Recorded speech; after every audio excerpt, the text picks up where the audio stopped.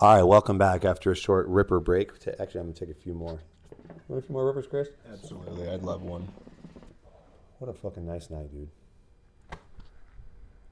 Oh, man. Good thing we stopped talking about JC. It stopped raining finally. Oh, yeah. JHC. Oh, my God. Let me see if we can switch. No, it's too harsh. Better? Yeah, Not bad. little amber. Perfect. All right, it is a beautiful Friday night. I don't know what time it is. It's game time. Look at that, game time. I looked at my watch, it just said that, so I guess it's that time. By the way, I'm not flexing on anyone. I know this looks like a multi-million-dollar watch. This is actually a birthday gift from my mother. Only $110 if you can believe it or not. $110. That's a good pickup. I think from Kohl's. From Kohl's of all places. You hear that, Kim? Kim Kardashian? Sorry, I don't. No, you look great. You need to stop thinking you look bad. You look fan frizzle. You look fan frizzle. Okay. I don't think, and I. No, you look great. You seriously look good. But hey, you don't. Do you want to be in or no? Do you want to be like in it, or we're just gonna talk about whatever popcorn. We're just gonna popcorn it up right now. Oh. Theo Vando style. You know who that is? Oh, yeah, I love Theo Vando. Theo's the man, dude. He popped out of nowhere. For me, I've been so in my own bubble for so long that I feel like a little kid when I came back, because now I'm starting to doom scroll or flip through all the stuff, and I see Theo Vando. He's freaking hilarious. Oh, man. And it bothered me for the longest time because I couldn't figure out how old he was. I'm like, dude, he's either 25 or he's 45. He's older. Dude, I've seen videos from him in the early 2000s, 2002, 2003, and he's been the same ever since. No, I've seen younger like vintage videos of him at this point. Yeah, I'm talking like not 4K, definitely not even HD, like pixelate. I'm like, oh my goodness, he's been funny. He's an OG funny man. Oh yeah. God, I love that guy. My dad doesn't like him for some reason. I was like, how do you not like someone that literally looks like your little brother, my Uncle Matt? He looks so much like Uncle Matt, dude. The fucking mullet kills me. God, it's just his innocently naive way of explaining and wording things, dude. It's like that. It's poetry. It's kind of like a hillbilly poetry. It's like a dumbed down kind of philosophical. Like, it makes sense, but he makes it easy to digest. Such a cute way, though. Yeah. It's innocent. In such a way that even when he says borderline racist things, you can't be mad at him. Well, he had a little spiel about, well, it's a little daytime racism, you know, when you're talking about, oh, you're with a Vietnamese person. You're bringing a Vietnamese person to dinner in the house, in the sanctuary of your own house. She goes, that's called a little daytime racism. I was like, it takes a certain type of guy to be able to pull that shit off, man. Absolutely. Without people being mad at you. And that itself, having that kind of humor is an art. Yeah, he can do it without stepping on toes. Him and like Louis C.K. I don't think I know who that is. Oh, man. He says some of the most offensive, vile things. Can you text that to me after the show? Absolutely. Louis C.K. Mm-hmm. And is he the same? Is he a Theo? I wouldn't. They're not even the same type of comedy. Very different. He's like Louis is like very self-sabotaging, and like make fun of himself. He makes fun of himself. He shits on himself, but also like very like dark humor. But he's also very like philosophical. Like, just in a smart, well put together way. Yes, oh, okay. Absolutely. Louis C.K. Has he ever been on Joe Rogan? Or? Yeah. I think he has a couple times. You know, he's like 50. He's probably like 56, 57 at this point. So he's getting up there now. But what's trending is Joe Rogan's laugh. Oh yeah. His little. His little like meltdown laugh. Dude, when I first moved to LA, I went and saw Joe Rogan, Nick Swardson, and Dane Cook at the Improv for like $15. I'd only been living there for like 3 weeks. It was like one of the first like things that I went to. How long ago was that? Oh fuck, this was 2015, 2016 maybe. Oh shit! So you moved in? How long did you live there? About 3 years. Damn. So I moved to Vegas 2014. and then moved to LA 2021. Stayed there for a couple years behind the Laugh Factory, and that's no laughing matter, by the way. The headliner when I was behind Laugh Factory was Andrew Schultz. No shit. Yeah, That's a good show. it's one of my favorite comedians. God, he's funny, dude. His delivery, like I feel like he does it in a way that seems like it's improv. Yeah, no, for sure. Because he'll like rip on the audience. It doesn't feel like he's doing like a routine. No, like no. And yeah, he does crowd work. And, Yep. And I can't. For me personally, I just can't stand when things feel scripted. You know what I mean? Yeah. You have to be very good at your timing and punchlines if you're scripting it for it to be entertaining. Yeah, and funny. and the problem with like scripted performers is if there's a heckler, it'll go off the rails. Now, part of my ignorance and stupidity. Define heckler. Like if you're performing and somebody from the crowd wants to start yelling out, and it's gonna throw you off your rhythm. Oh yeah, if it throws you off, then you're not very prepared, are you? And if you're quick on your feet, if you're good with like crowd work and improv, you bounce right back. Which anymore, crowd work is almost becoming more popular than bits. Thanks to Matt Refe. Yeah, dude. Yeah, He's actually good. That's what great saved at it. him in my mind. I thought he was a corny motherfucker. He just keeps getting better and better, and I think it's because of the crowd work. Yeah, no, yeah, it's because it's like freestyle, Yeah. you know. And It's he's like, so quick with it, like this.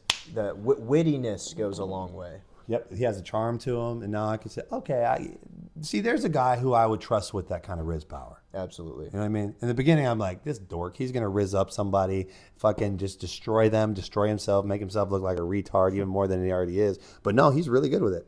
I think it saved his career, to be honest with you. Absolutely. You're probably pretty good at That's honestly that's the only material I really seen of his is his crowd work. You know. I feel like he has whole stand-up routines that are 90% crowd work. Yeah. Because you're like, oh man, Yeah. my titties. Which- He's like, damn, those things are good. Damn, I like to motorboat those. Is that your mom? Hello, mom. Damn, I'd like to motorboat your mom's even more. You know, type shit. Oh, yeah. Kids are saying type shit.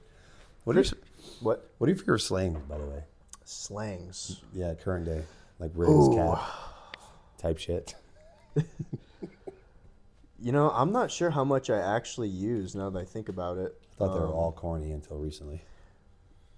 Like if I do it, it's really just like fucking around. I don't really like use that's what it is. frequently. You know, well, some people do that's it like it's religiously. in their vocab. Yeah, they do it Like, that's how they get religiously. their point across. Not even point across. It's how they kill their point. Yeah. Beat a dead horse type shit. Like it's getting harder. shit. It's getting harder and harder for people to move here and learn English. Because I don't even know what words mean anymore. Dude, You know what I mean? Yeah. I talked to what is the generation? Not Gen Z. What's the new generation? Gen Doofus? Or what is Yeah, it? I mean, what are they just doing like double A now? Like now that they're out of whatever the the alphabet? new generation is, I swear, like every other word is slang, or cap, Rizz, type shit. What's the other one? Dead ass. Dead ass, or no? I'm trying to remember the. See, I gotta have my sisters here. They're in that generation, but they're classy about it at least. One of my sisters is a cop or former cop. The other one's a nurse. The youngest one, Dina's actually my dad's favorite, and it's the cute little things you notice is like she called him one time, and I see Dina, dad's favorite child, and he like I didn't say anything. He looks back, I didn't put that in there. She programmed that in the phone. I was like, I understand if she's your favorite child. I know I'm the black sheep. Like not that I'm proud of it. It's just who I am. I was always, you know, I mean, my whole family's very by the book, kind of. You have brothers and sisters? Or? Yeah, I'm the middle child, so all my siblings are half. I got 2 half brothers, one older, one younger. Both of them different dads, and then I have a half sister where we have different moms. And you guys all get along? Yeah.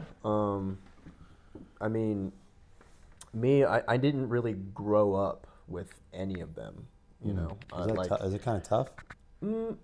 I don't know. I don't have anything to compare it to because it's just what life has been. You No, I know, get you, it just like I wasn't an only child, but I was a lonely child.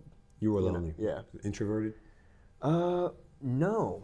Well, yes and no. Like I've always liked my time by myself, but I also love being around people. No, I hear you. But there's just a balance to it, you know. Dude, I'm a very extroverted introvert. That the balance is crucial. Like having that balance is more crucial than you think, because I used to be one extreme. Like I'm so hyper, bro. Like I feel like people do uppers to achieve what I already am Your naturally. natural Yeah, state. I feel like that's what they like. Yeah. Speaking of Theo Vando, you know what cracks me up the most about him is when he starts talking about doing cocaine. Oh yeah, he's like, that shit'll turn you to an owl. No, like his teeth. He's like, man, almost like he's reliving it. He can literally feel the teeth numbing up. Man, I fucking do a line and I'll end up in someone's yard, bruh. Like he just says the dumbest. He's talking to Trump. He's like, that shit'll have you on your front porch. No, the genuine. Actually, this gave me more respect for Trump. Is the genuine concern, like a fatherly concern he had when he was talking to Theo. He was like, because Trump's never done alcohol or drugs. Oh yeah, I know, it's crazy. I don't think people give him enough credit for that. I mean, that's a guy who's never done alcohol. The media, of course, doesn't touch that. No. I mean, that's big. Me, I've always been to try everything once. Literally. Yeah. I don't think I'm going to like that, but I sure as hell want to try it. Yeah, curiosity. What is that? For sure. What is that, the heron? Oh, shit, dude. But you know why, though? Because I know myself, and I know how I am sober, and I love my reality. So I know that this brings up a good point. Addiction, I think, can be very serious when you don't love your reality, because then you do drugs to escape. Yep. And if you're always escaping and not working on your reality, what are you going to always want to do? Yep. You're always going to want. It's going to be your safe space. Exactly, and to the point of oblivion, self-destruction. I think we can. I think I'm going to wrap up a little bit. Yeah, I don't wrap it very often, but I guess I'll make an exception this time. Anything worth doing is worth overdoing. Dude, I like that. Actually, wrapping it up is against my religion. You can't block life. Dude, so, and I'll do one more inappropriate joke before we sign off. I was I'm trying to fluff up my my wordage so it doesn't come off too brash. I was hanging out intensely with this girl, and we're going at it, and I can see, like when a girl's like gives you her words are saying one thing, but her body language and her eyes are saying the exact opposite. Oh, don't finish in me. Oh yeah. Don't finish in me. Like literally her whole body, even you'd have to be an idiot to be like, oh, you don't want me to? Right. No, she wants you to, dummy. Did you really just finish in me? Oh, you must care a lot about me. You do got to be careful with that shit though. Well, dude, and now that's why I'm celibate, because I noticed how lucky I've been. I never wrap it up. It's against my religion. I wasn't kidding. So I would kind of laugh at her like, yeah, did you think I was going to finish anywhere else? Like it was going to be inside. What if I'm not on birth control? I hope you're pregnant. Like, I'm not kidding. Why do you think we're hooking up? Because you're a good person. Dude, I always wanted to see a fucking a pregnancy test commercial where a couple like high fives each other because it's negative. Dude, so this happened. Actually, when we got pregnant with my daughter, I don't understand. Well, so it started out as a challenge, probably like 1,000 times in a row. I'm like, man, maybe you really can't get pregnant. You know what I mean? And she's like, no, I'm telling you, I don't think I can. I took it as a challenge. I'm going to get you pregnant. So finally she went to Chicago for a weekend. When she got back, I went to LA for a weekend. So it's the longest we've gone without having sex. So we have sex. I'm telling you, man, you don't have kids, do you? I have 2 girls. You do? Nice, dude. Well, maybe you felt this then. As soon as, man, I don't mean to be vulgar. As soon as my life essence left me into her, I felt like a zing in my head, and I just knew somehow. I was like, that's the one. That one landed. Yep. And it did. You also had that days of building up, you know? Yes, and I think I felt that. Like it was like a big drainage, and I was like, dude, that had the viscosity needed to land, and it did. And so the point I'm making is, took the pregnancy test. Oh my God, it's positive. What are we gonna do? And she's crying, literally hysterical. I'm like, well, what do you mean? Right. Like mission complete. Right. We're gonna raise a baby, and that was like for her the best answer, and to be continued, and yada yada woo woo. Did you ever feel that? Did you? Did you ever feel that? By the way, like when you had your girls, did you know that was the one that landed? Okay, so here, I guess I'll have to unfold a little bit. So the two girls that call me dad, I'm not theirs biologically. Oh, okay. I dated their mom for about 3 years, and when we started dating, they were just babies, like 10 months, and the other one was almost 2. So basically raised them. Well, their real dad was like never around at the time. Shame on him. Just eventually over time, they started calling me dad, and I've been split from their mom for like 2.5 years now, but I still get them every other weekend and help out with whatever. So. And you guys are on good terms and all that. Yeah, absolutely. Dude, that's everything's civil. So. That's awesome. I'm grateful for them. That's freaking awesome. Congratulations, brother. Thank you. So I didn't know that. So now we're both dads. I guess you can say we're DILFs. I guess that's not up to us to decide. That's up to them. Yeah. Hey, Lin, are we DILFs? Psst. Hey, Kim Kardashian. Kim, are we DILFs? Obviously. Hell yeah. That's what I want to. I want to end on that note. All right, guys. See you next time.